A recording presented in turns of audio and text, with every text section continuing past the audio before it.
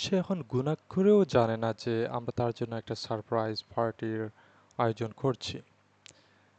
এই ধরনের বাক্যগুলোতে আমরা যেটা স্ট্যান্ডার্ড এবং ন্যাচারাল সেটা হচ্ছে যে সে জানে না, সে এখনো জানে না, তাহলে মানে সে এমনকি জানে না এটা আমরা বলতে চাচ্ছি।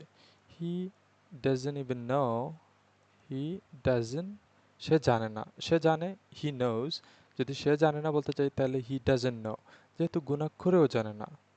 He doesn't even know, he doesn't even no, যে যেহেতু, so that he doesn't even know that আমরা তার জন্য সারপ্রাইজ পার্টির আয়োজন করেছি। তার মানে আমরা আয়োজন করছি, মানে অ্যারেঞ্জিং এ পার্টি, পার্টির আয়োজন করছি। তাহলে উই আর অ্যারেঞ্জিং, যেহেতু এটা কাজের, এখন আপনি কি অ্যারেঞ্জ করতেছেন, মানে আয়োজন করছেন। উই আর অ্যারেঞ্জিং, আমরা আয়োজন করছি, কি আয়োজন করছি? পার্টি। পার্টিটা আবার কি? Surprise party. এই সারপ্রাইজ পার্টি কয়টা? একটা। তাহলে এ সারপ্রাইজ, এটা সারপ্রাইজ আমরা যদি বলি, তো সারপ্রাইজ পার্টি। এখন বলেন কার জন্য? ফর হিম, তার জন্য, রাইট? এটা আমি বলতে পারি। এখন এটার একটা অ্যাডভান্সড ফর্মুলা আছে, সেটা যদি আপনি বলেন যে লিটল, উ লিটল, এই যে হি ডাজন্ট নো কে আপনি মানে just without using any negative vibe, আপনি যদি বলেন little does he know, little does he know, লিটলটা ইউজ করার কারণে কনভার্সন হয়েছে, সাবজেক্ট পরে চলে গেছে, অক্সিলারি ভার্বটা আগে চলে আসছে।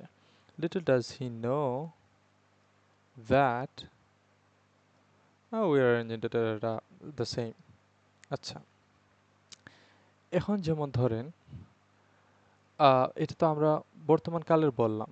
বর্তমান কালের জন্য আসলে এই স্ট্রাকচারটা ন্যাচারাল, এটাই ব্যবহার করতে হয়। যেমন সে জানেও না যে পুলিশ তাকে ইনভেস্টিগেট করতেছিল। তাহলে আপনি এটা এভাবে বলতে পারেন, সে জানেও না, মানে অতীতের লিটল, হি নু, নিউ মানে এই যে N E K N E W, নু, লিটল হি নু, সে জানতো, সে জানতো না।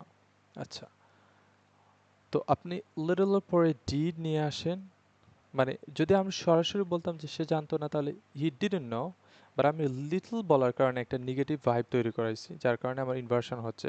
হি ডিডন্ট নো, এটাকে প্রশ্ন, হি নু সে জানে, এটাকে প্রশ্ন করেন ডিড হি নু সে কি জানে, তাহলে ডিডটা আগে চলে আসবে, লিটলের কারণে ওই যে নাটা চলে আসবে। লিটল ডিড হি নো, এখন ডিড ব্যবহার করে ফেলছেন, সো এখন আর আপনি নু ব্যবহার করতে পারবেন না। So little did he know that the police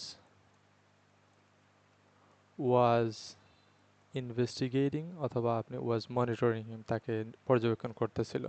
Investigating, sorry for mispronunciation, was investigating him, তাকে তদন্ত করতেছিল, অথবা was যদি আপনি monitoring বলেন তাকে পর্যবেক্ষণ করতেছিল। সো এই জায়গা থেকে আপনি কোন জিনিসটা বুঝলেন?